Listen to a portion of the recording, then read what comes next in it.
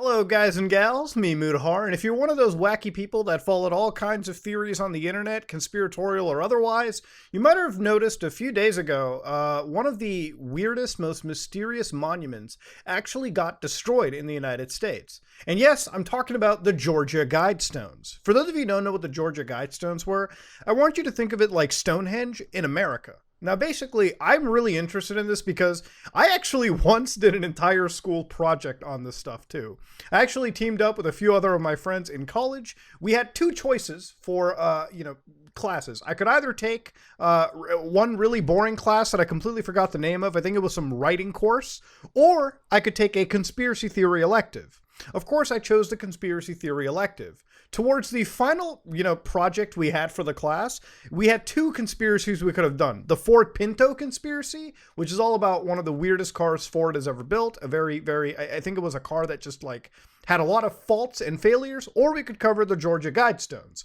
We picked the Georgia Guidestones. I even dug up the old PowerPoint with photos and everything intact. We even brought in the Illuminati. Whose commandments are these? The Illuminati? The occult hierarchy, the New World Order, the US government, whatever it is, ladies and gentlemen, it was one of the best conspiracies I looked at. Now, somebody that likes looking into some wild conspiracy theories, the actual history and mystery around this hasn't actually been answered to this day. Now, of course, the Georgia Guidestones are, of course, in Georgia, Elberton, Georgia. Now, of course, if you look over here, just a quick little street view of it, if we drop a pin real quick, right there, you can actually see that this goes down all the way into the old Georgia Guidestone. So once you go down this road over here, coincidentally known as Guidestone Road, you can actually see deep off into the distance, there are the Guidestones. Yeah, so here's a little bit of a closer look at it. Of course, you can see people park their vehicles over here. And then, of course, those are the Guidestones right there present, okay? I think somebody's standing right knee deep in the center of it. Of course, in the last few days, the Georgia Bureau of Investigation released some surveillance footage showing one vehicle basically leaving, right? So this is one car driving away, not even on the road for crying out loud. And of course, down over here, you can actually see the explosion happen in front of you. So again, right over here, you can see that they've got the Guidestones. And of course, at 4 in the morning, boom!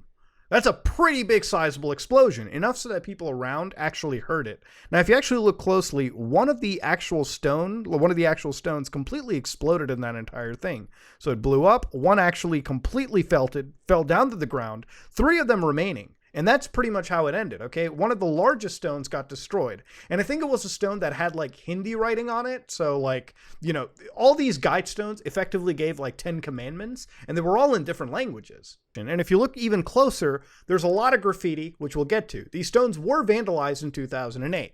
So you might be wondering, what are these 10 commandments? What is exactly written? And before we entirely get into it, it has a bunch of other little etchings onto it too. So for instance, let these Guidestones lead to an age of reason. So of course, these Guidestones were basically designed so that if humanity ever ended, we could come back and use these Guidestones as a way to restructure and get 10 commandments to the world and rebuild that way. These stones were actually built to survive nuclear war and tons of tragedies.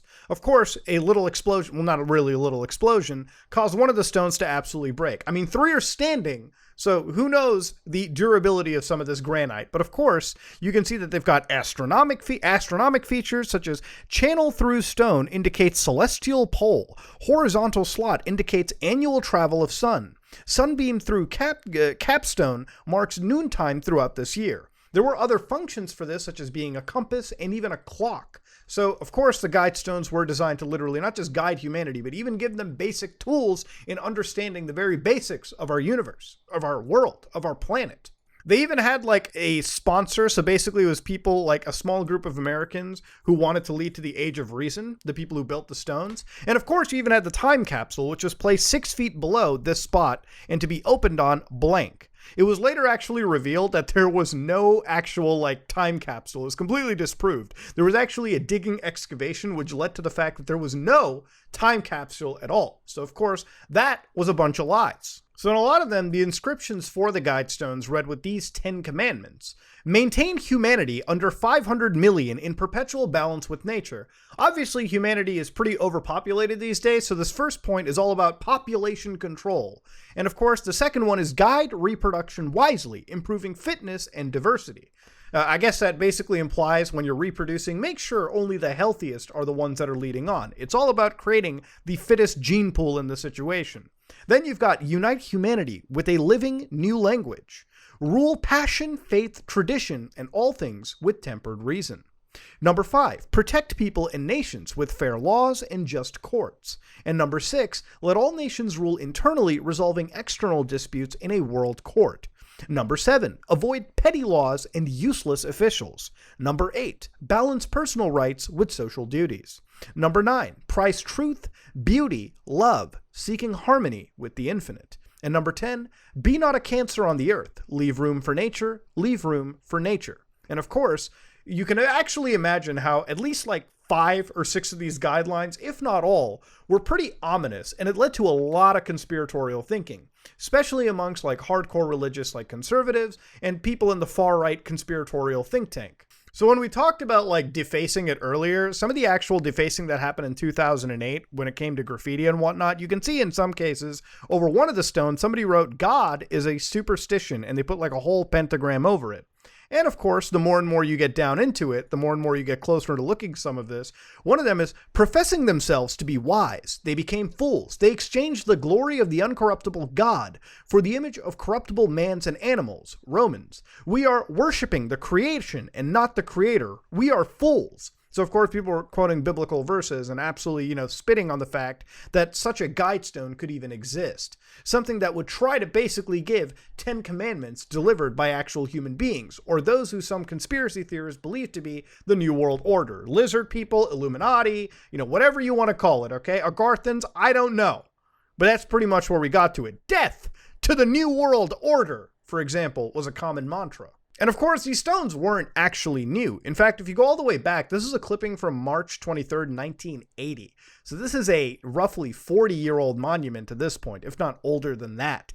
And of course, you can see that Elberton, the town, unveils the mystery stones. The Northeast Georgia community of Elberton, the granite capital of the world, attempts to return to normal following Saturday's dedication of 6 massive granite monoliths constructed in the spirit of England's Stonehenge and shrouded in as much mystery. Called the Georgia Guidestones, the monuments were conceived and paid for by an anonymous group who sent the front man using the pseudonym of Robert Christian to the grave marker shop of Joe Fendley last June. Now, of course, to understand, there was only one person who actually knows the identity of this person, Robert Christian. But because of a confidentiality agreement, we may never know who Robert Christian is at all. Between 200 to 300 people turned out Saturday as U.S. Representative Doug Bernard pulled a sheet of black plastic from the monument. Bernard told the windswept crowd that the 10 guides, short pieces of advice for future generations carved in various languages on the stones, warned that the United States must preserve its resources because society and government are limited. I mean, this was literally unveiled by a fucking U.S. representative, for crying out loud. And of course, beyond the conspiracy theories, if you want my personal take on this, I actually think the town of Elberton may have actually conspired to create what is one of the most mysterious landmarks in United States history, if not the world. I mean, there were people turning out in tens of thousands just to look at the Guidestones. That kind of tourism is absolutely amazing for a local town economy. So to understand, I genuinely believe there was a bit of an economical benefit for the town to create this landmark that people would be drawn to because of the sheer mystery. Now, of course, when it comes to guidestones that talk about age of reasons and I guess you could say in loose terms, new world orders, there's a lot of conspiracies, of course, from the religious groups out there, religious conservatives, and of course, people like that far right, conspiracy theorist rabbit hole. One of them was actually this individual known as Candace Taylor, who actually recently came into prominence because they actually made a campaign advertising themselves to take down the Guidestones themselves. And of course, that explosion that we basically talked about earlier, when did that happen? Well, let's look at the actual timeline. So yeah, the actual explosion happened July 6, 2022. So you're looking at like a 2-month difference. And of course, such a relatively close amount of time to the actual event made a lot of people sort of question this person on it.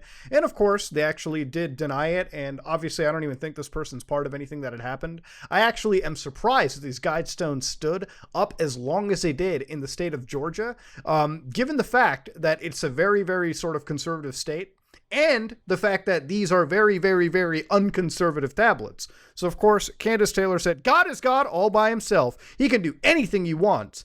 God is God all by himself. He can do anything he wants to do. That includes striking down satanic Guidestones. And of course, it's very ominously said. But again, I don't believe that Candace or really anybody was behind it. In fact, nobody really knows who's behind it. I think the FBI is currently investigating it, obviously, given that it is an explosion. I believe the Georgia police is investigating it. Whether they turn up a lead or not is actually down to, how far this investigation goes and just how much evidence was ever really left behind. Of course, you can imagine when you've got commandments like this, it's not just people who think it's the New World Order. Some, again, believe that it is like Agarthans. It could be lizard people. It could be whatever. It could even be the government themselves. To be honest, when I look at the Guidestones and I look at the conspiracy around it, it really reminds me of a lot of those New World Order conspiracies. And it really reminds me to a point where I genuinely feel they were erected in a way just to bring people in and create a mystery. When it comes to the people behind it, Robert Christian and the various sponsors, we'll never actually really get an answer to that unless there's some record that turns up or some confidentiality agreement is broken. Whether that person is actually even a pseudonym or it's just the state actually creating these things or like a private company in the States creating it just to drum up some attention or conspiracy that lasted over decades until finally it coming down in nothing. Again, the Georgia Guidestones are down. They're gone. I believe they're going to demolish this completely after such a vandalous act occurred. But you know what? This really marks the end of an era. One of the largest conspiracy theories in the United States, one of the most prominent ones, being shut down after such a sudden explosive attack onto it. Ladies and gentlemen, these are the Georgia Guidestones, and it marks the end of one of my favorite little conspiracy theories. Do you think that the Georgia Guidestones were actually made by somebody, okay? Some group of people out there trying to create tablets that would lead us to an age of reason? Or could this be one of the richest groups of trolls at the time, trolling the great state and the various people that come to it, thinking it's a New World conspiracy theory? I personally believe it might actually just be a group of trolls, and they got away with one of the largest ops that lasted several decades. Ladies and gentlemen, the fact that we couldn't even find a time capsule hidden underneath it that we all thought would have existed based on these tablets shows me that, quite honestly, they were just building this to troll people. And you know what? At the end of the day, if this whole thing couldn't survive a little bit of a bombing, how the hell did they expect this whole thing to survive nuclear Armageddon? That's what I'm wondering, ladies and gentlemen. If you like what you saw, please like, comment, and subscribe. Dislike if you dislike it. Let me know what you think about the conspiracy theory in the comment section below. This is me, Mudahar, and I am out.